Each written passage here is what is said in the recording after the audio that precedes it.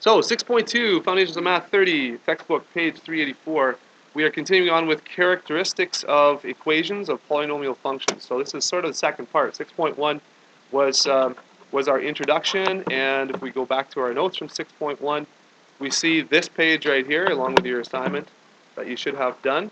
But the types of functions, a constant function is a straight horizontal line.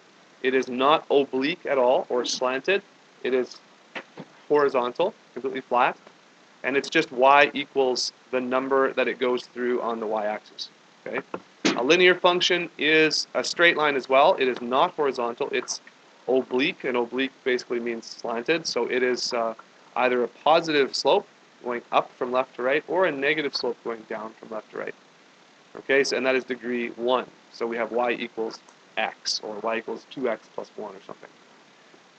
Degree 2 are called quadratic, and they are parabolas, opening up or opening down, and we'll talk more today about what exactly dictates that. And cubic function we also talked about is degree 3, and they have this little, it's kind of like a line, but it's got a little wow in the middle here, right? Little strange piece there in the middle. So we talked a little about this in 6.1. So 6.2 starts off with discussion about standard form.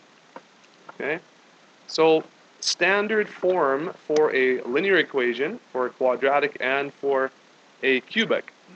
So what is standard form? Okay, for a linear, we have y or f of x, and I think you guys should remember that that's just function notation.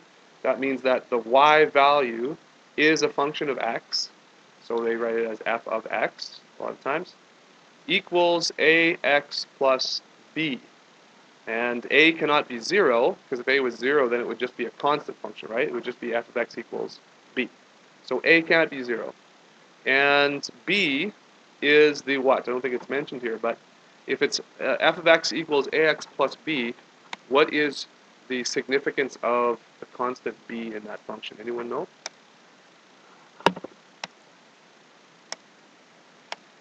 In the graph, what does b represent?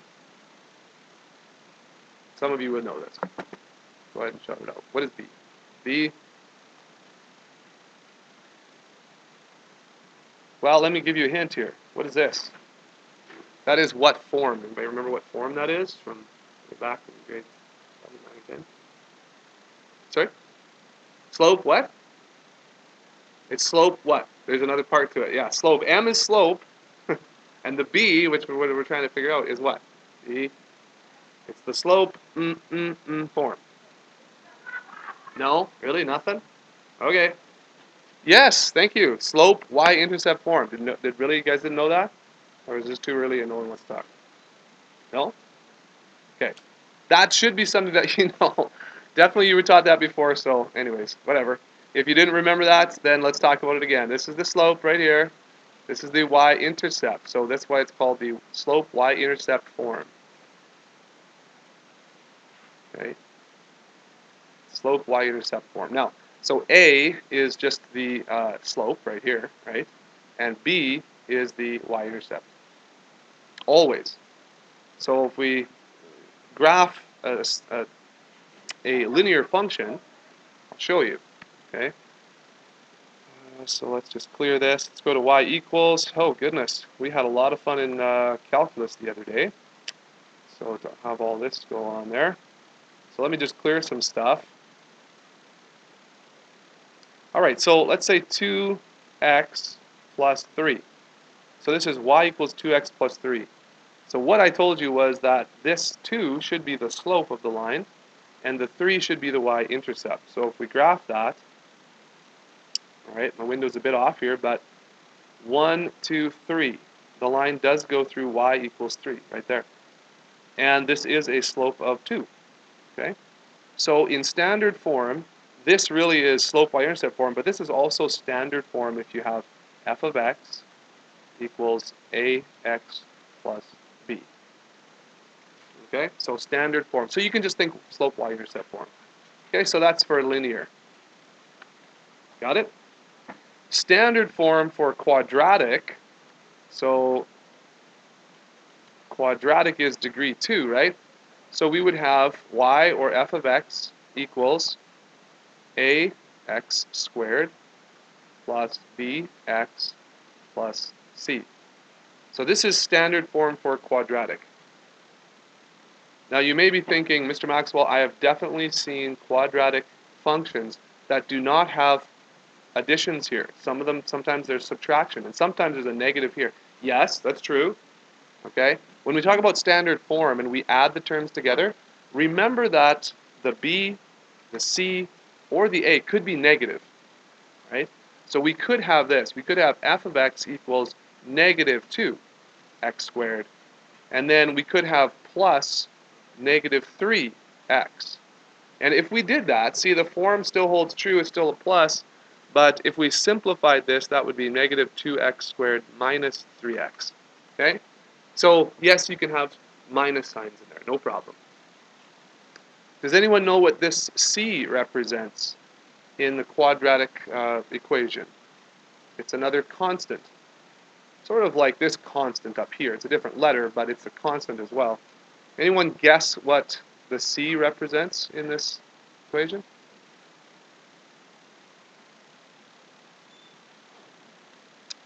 Well, let's graph it here.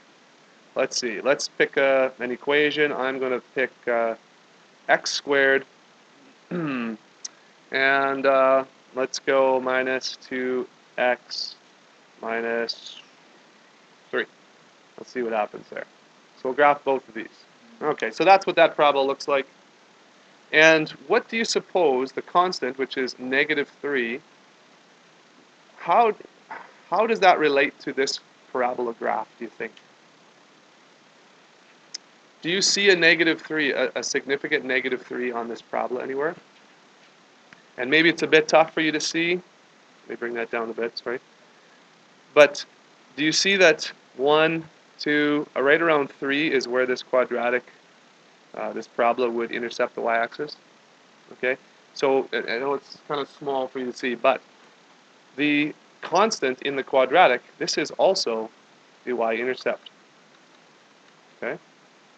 And if you have a polynomial function, I'll just tell you right now, the constant term is always the y-intercept. Unless you have another number multiplied by everything in front, that would mess things up a bit.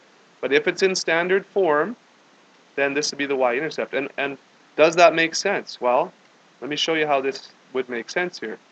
Let's say I put x equals 0.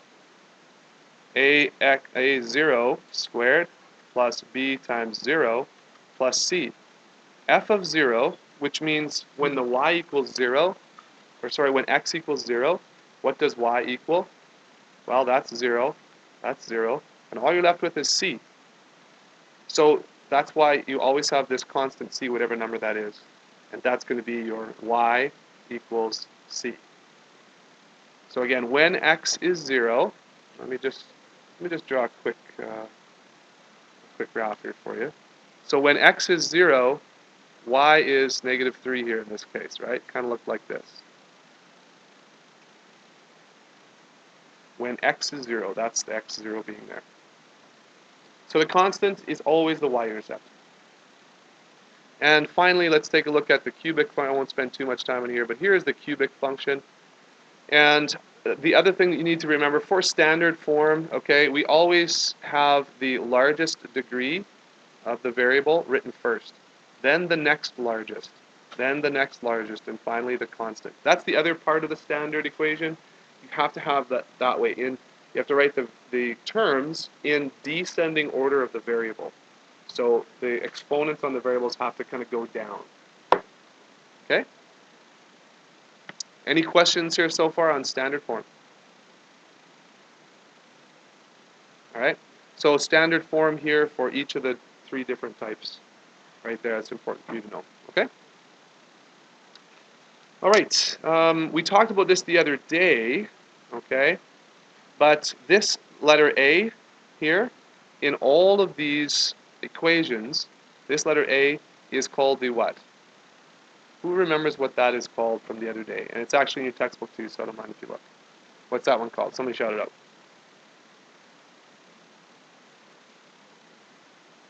Oops. Anybody?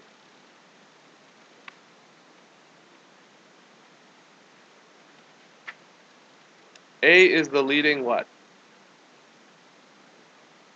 Coefficient. All right. Okay.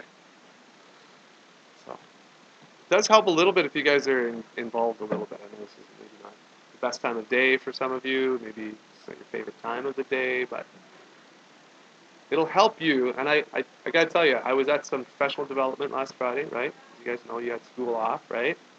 And your brain state is probably the key thing in your learning. So if you are daydreaming and off and falling asleep, then I can do some things to change your brain state to get you in a learning position, but you can also do some things to change your brain state.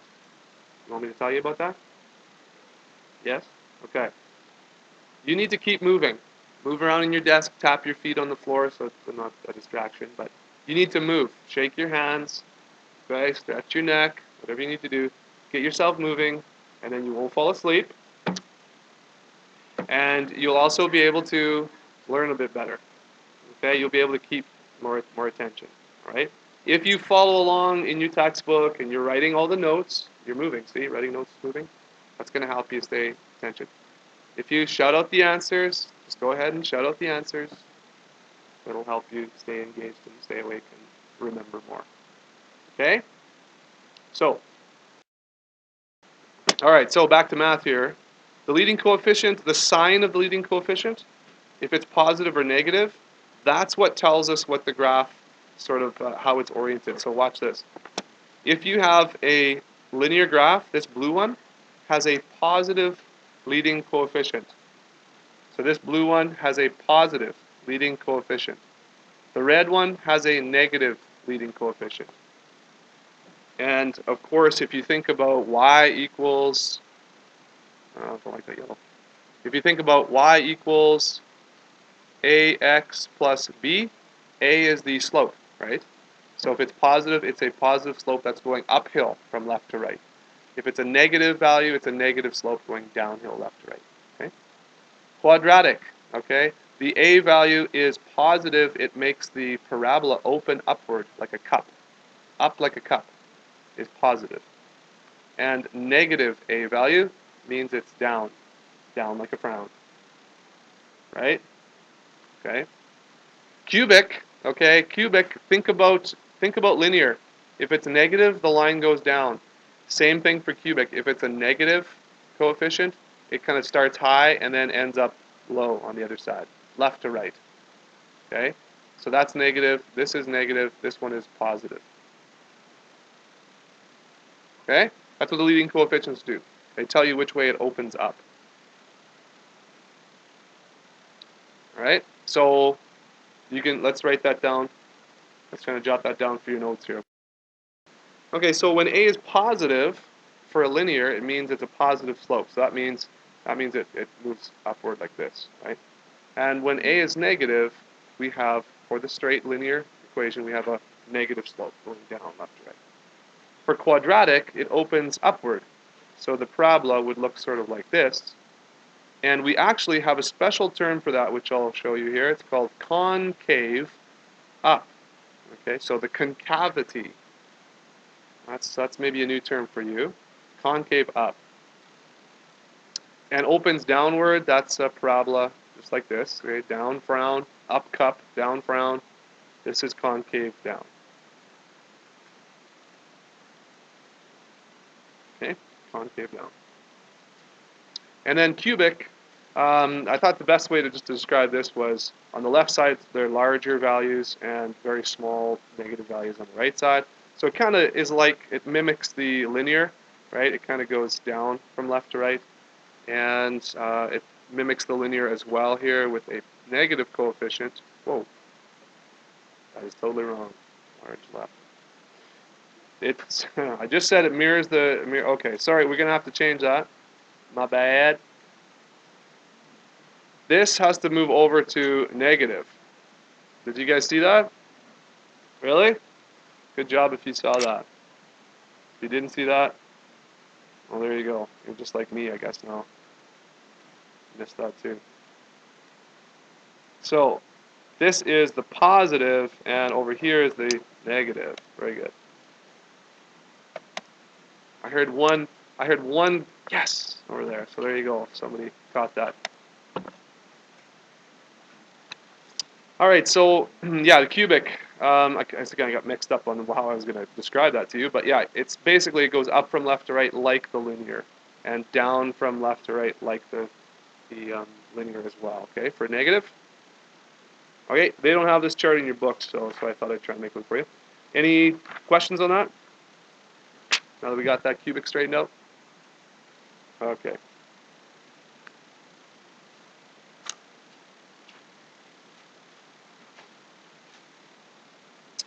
All right, so let's take a look in your text. Let's go back to your textbook here.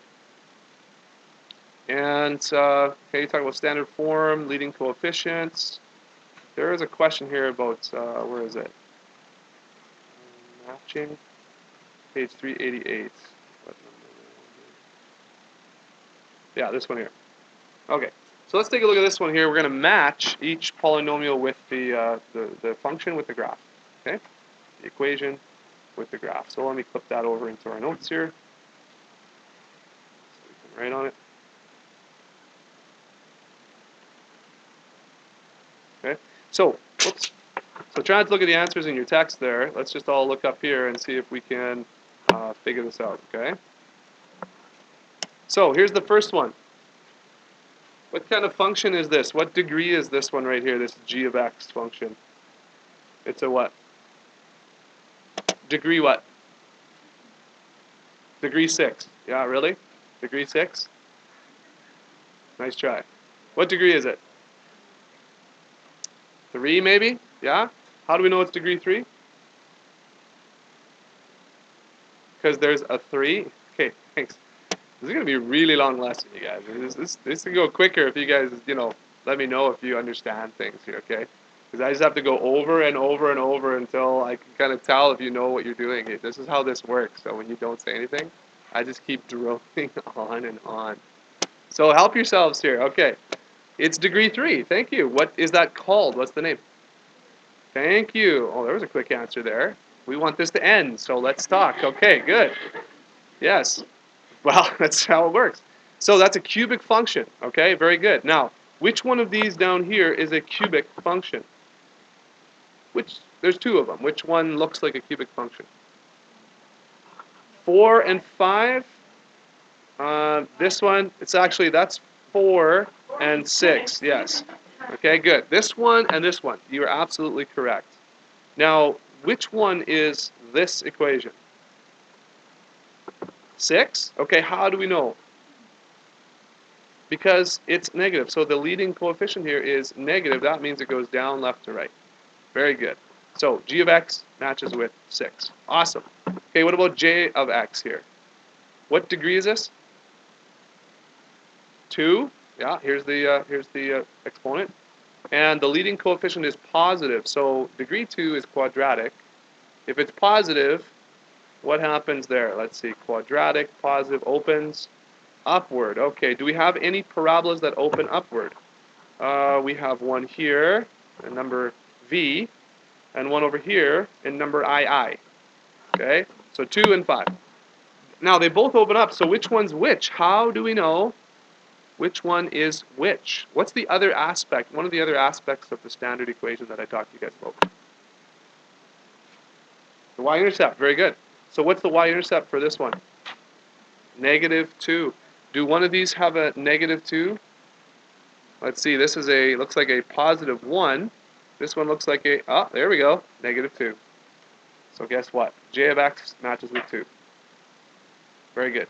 Let's skip to q of x. Q of x, this looks like a what kind of function? Linear. Okay. The leading coefficient is -2, right? So we've got a linear. It's a negative coefficient. It's got to go down left to right. Well, here's one, and here's one. So how do we tell which one this is? Could we look at this right here? -3. So a y-intercept of -3. Oh, there's a y-intercept of -3, but there's a y-intercept of -3 as well. So if we get to this point, how could I tell what the difference is? What else could I look at? The slope, all right, so it's a -2 slope. Do you remember what slope is? This is pretty important. Slope is rise divided by run, or change in y divided by change in x. So you could actually look at the graph here and find out which one has a slope of 2. So let's do that here. This here, let's see, from 0 to 3, so that's a -3 for a rise. And the run goes from -6 to 0, so that is +6. That's a -1/2. So that does not look like we have a slope of -2. Let's just check this one real quick. This point here, I can identify that one. So we go down 1, 2, 3, 4. So that's -4. And then we go over, we go over 1, 2. So we have a -4 over +2. And of course that is -2 as a slope. So Q of x matches with 1. Got it? Okay. So here's number 3 is over here with the -1/2 and so on. This is the other quadratic because we have a +1 here, so that's number 5 and so on. Okay, so that's important. Any questions on that? No. Okay, all right, right away. Getting some responses here now. Okay. All right, let me see now. Let's take a look at the key ideas or the in summary there in your text, okay? So we're getting pretty close to the end of this lesson here. Aren't you guys happy about that? Yes. Why do you have to be so enthusiastic for questions like that? Come on.